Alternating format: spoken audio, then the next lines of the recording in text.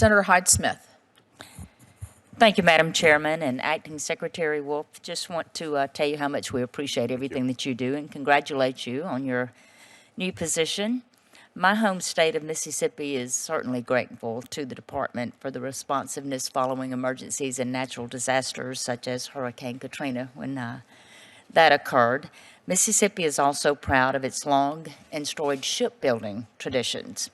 We're proud of our support of the U.S. Coast Guard and gratified with the Coast Guard's recognition that you've given us of the strong work ethic and well-established excellence in shipbuilding on the Mississippi Gulf Coast. Mississippians take great pride in their contributions to the Department of Homeland Security's mission and also our national security interest, and we're proud that one of our shipyards is constructing a new polar security cutter to aid in the security of our Arctic theater. And I certainly look forward to ensuring we provide the ships and other equipments our men and women in uniform desperately need, that we do quite well. Mr. Secretary, as you've highlighted in your testimony, the Coast Guard is a unique component with advanced operational capabilities and multiple jurisdictional authorities, enabling the service to carry out both law enforcement and national defense missions. The Coast Guard seizes more drugs than all other federal agencies combined. For example, the Coast Guard cutter James recently returned from a 2-month deployment where it seized over 13,000 pounds of narcotics. In the past 4 years, the men and women of the Coast Guard have interdicted 2 million pounds of pure cocaine worth an estimated value of $26 billion.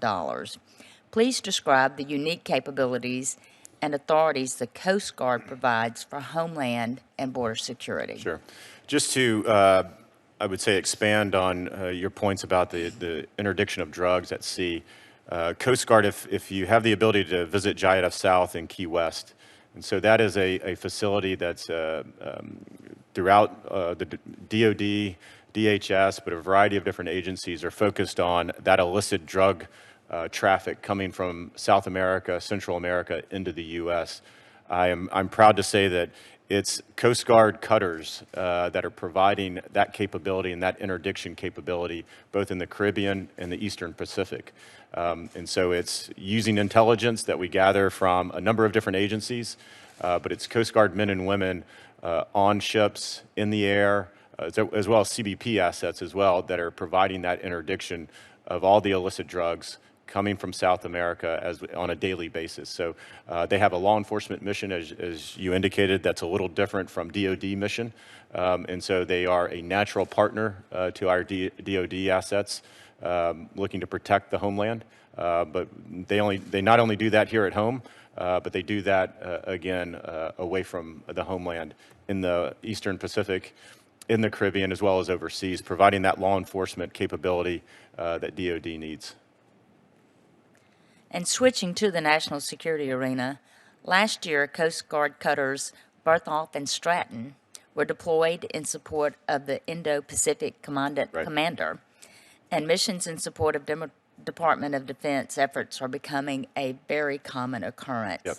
How has the department prioritized the Coast Guard's counter-drug and border security missions versus the demand signal for Coast Guard's assets in support of the combatant commanders? It's certainly a balance. It's a delicate balance that the commandant has to do every week and every month. So, as one of the services, commandant or the Coast Guard is happy to provide support to DOD and serve along them. We have about 2,000, I believe, Coast Guard men and women that are deployed overseas in support of the various combatant commanders. You mentioned Indo-Pacific, but also in the Middle East, Bahrain and elsewhere.